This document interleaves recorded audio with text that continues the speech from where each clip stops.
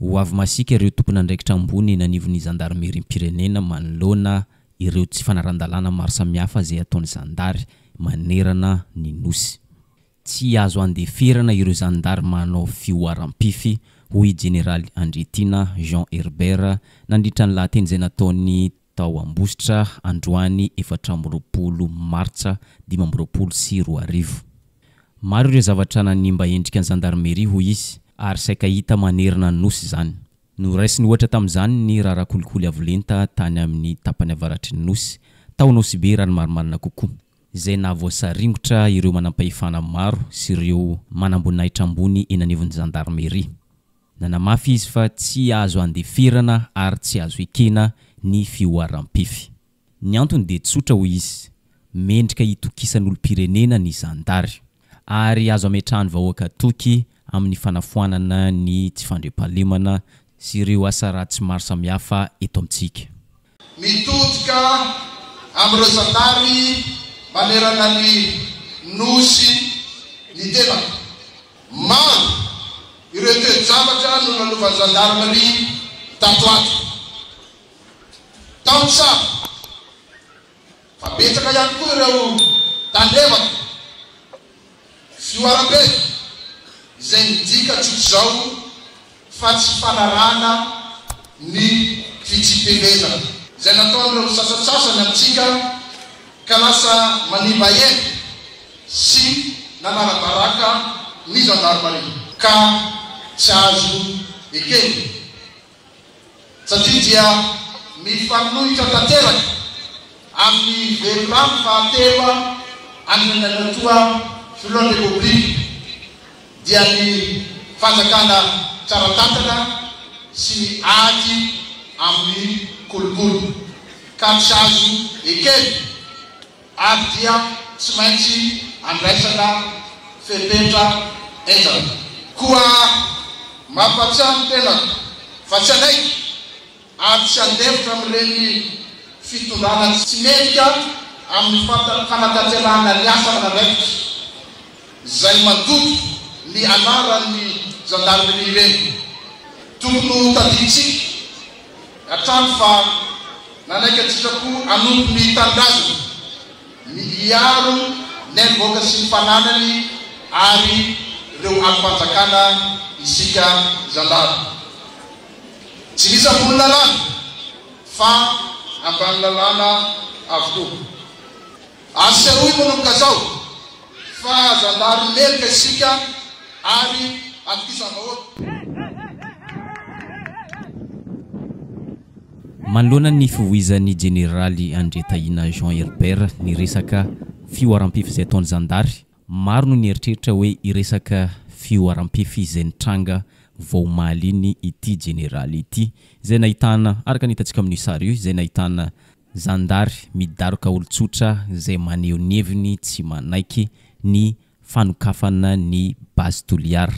Iarahantsika mahita io izany totondry ataon'ny zandary izany, nefa olona tsy nangalatra, tsy namon'olona, tsy nanolana, tsy nanimba fananan'olona, fa zao nanaovan'ny zandary azy. Tsy misy fanazavana ilaina tsony raha izao sary zao no jerena fa efa mazava fa fandekandalany zao fioaram-pefy izao ataon'ny zandary izao ka tokony andraisana fepetra. Ndao aratsika kely ity sary ity.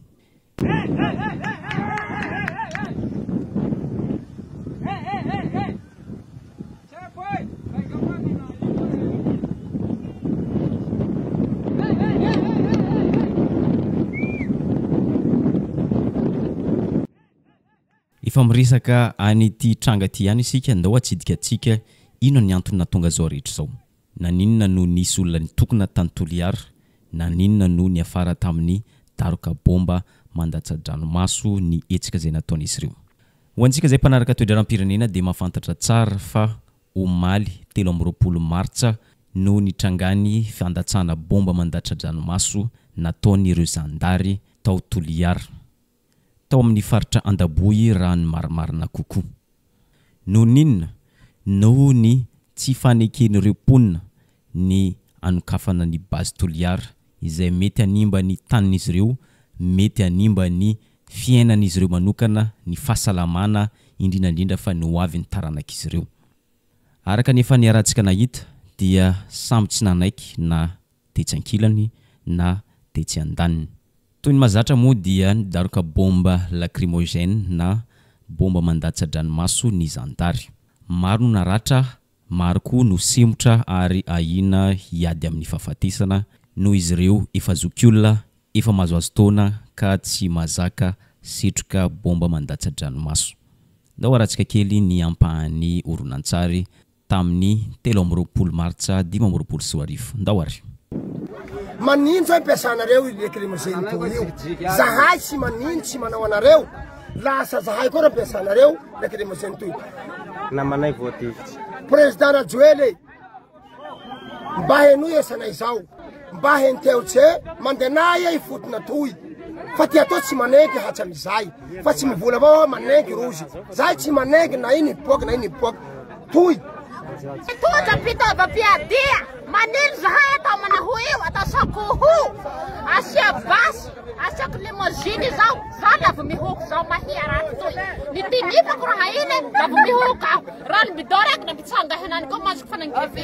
Manilo zahay atao io nefa tsy mitoja pitova piadia.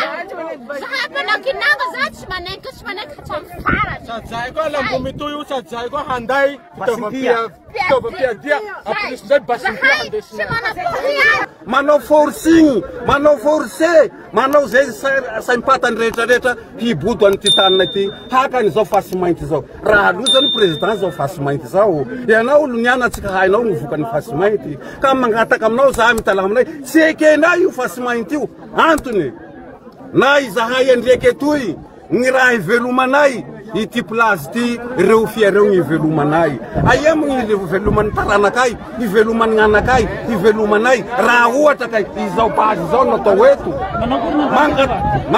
Nanaokory ny raha nisy, nanaokory ny naratsy, zay tena hain'olo. Ito raha nisy androany. Raha nisy androany, ireo pitandro filaminana, zay natao hoe hiary ny vahoaka sy ny fananany. No na nisy naratra, nanao grenade lacrymogène. Araka ny teny rangahanak'iray promoko zay manao hoe ianareo vahoaka tsy hahalesena miaramila. Zay polisy reo hitifisana sa hinaniky zao.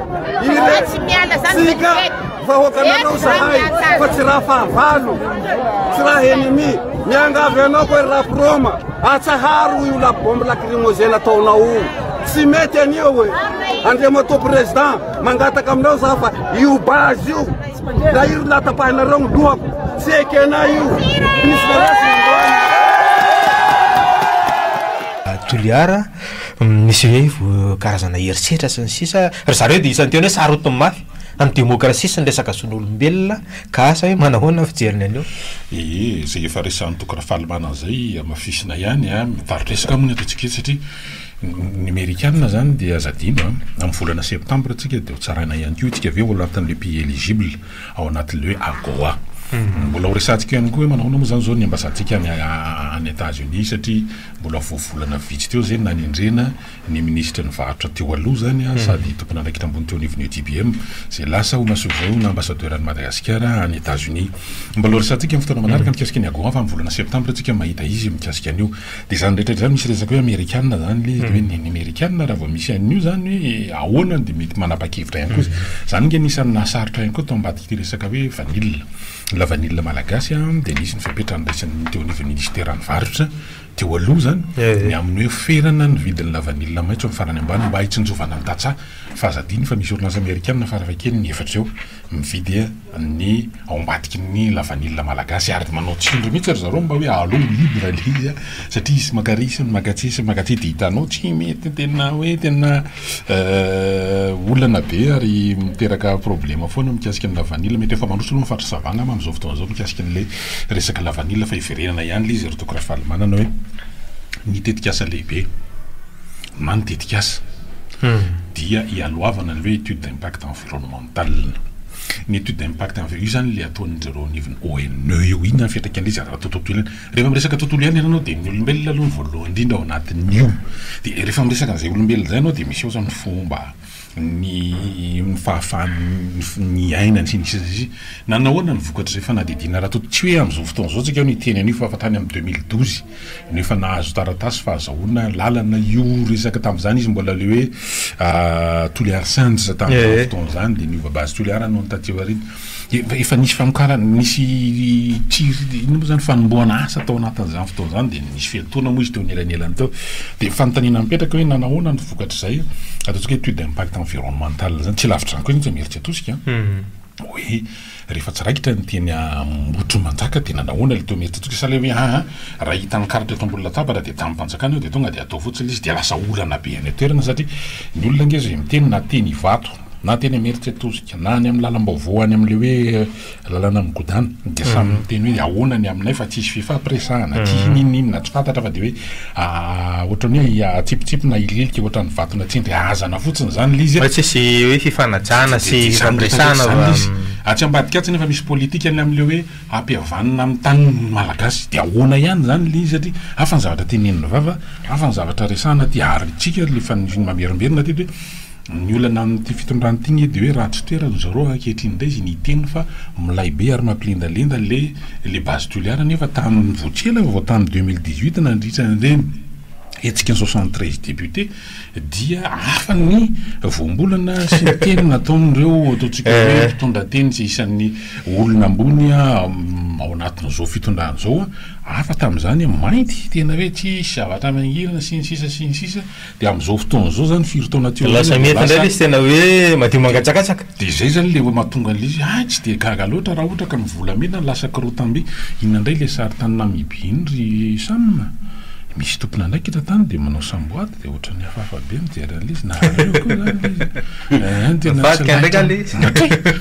ny fotsy lasany ananina rehefa manao le samboady io ma tsy misy filaharany le loko le fotsy de mena de maitso raha ohatra izy zany atao am'le mitsivalany reny fa tsy hoe zay titina anaovana an'izy hoe rehefa eo daholo le loko ranga de efa milamina zafady ianao mahasolo tena ny firenena ianao zany de mila milamina tsara le satria de ametraka zany ianao hoe za tompoko dia ao anatina androm-panjakana ary dia olona vokotraikefa de reto zavatra eto amin'ny eto atratrako sy eto amin'ny soroko reto dia manaporofan zany ataontsika traikefa sy ny fombiazana ary ny fankasitrahana azo ary de ity no marika de iny le marika iny tsika na Madagasikara le voasolo tena teo na gadamanina madagogo satria tena manahirana be le izy ary efa maromaro ny tompona raiky fanjakana voatsikera tao anatin'io tamin'ireny le hoe fiaonana tany lavitra ditika taisy tany Turquie tany Iran iny anankiray iny tany Iran iny tany Iran zao anisan'ireny de mifamatika le hoe resaka kilatra zankiviry brito de tsongolony azafady solo tena na firenena tompoko de mila adjaina mihitsy le izy zay fa itonton ihany tena ohatrany miravaravaka be ao anatin'le ny olona ohatrany tsotsotra milamina tsara ka zay de mba apetraka tsara le izy hoe rehefa tena misolo tena anao iny le azadiny fa ny firenena anankiray tompoko de ny sainam-pirenena zany isan'ny singa anankiray mahafirenena ny firenena ka rehefa sainam-pirenena io zany nataonao am'izay itiavana azy de mieritreritra be lay lalam-panorenana ihany ao am'izao fotoana zao ngeresahana be le hoe fiandriana ny firenena souveraineté de tsy maintsy asehonao am'rako ny tokony ho izy le izy fa tsy hoe zay mampita azy hoe asampika vio na asampika miankavanana io na tsy zany tsy zay tianao ny atao fa misy lavitra io de misy lamina io zay le izy tonton zay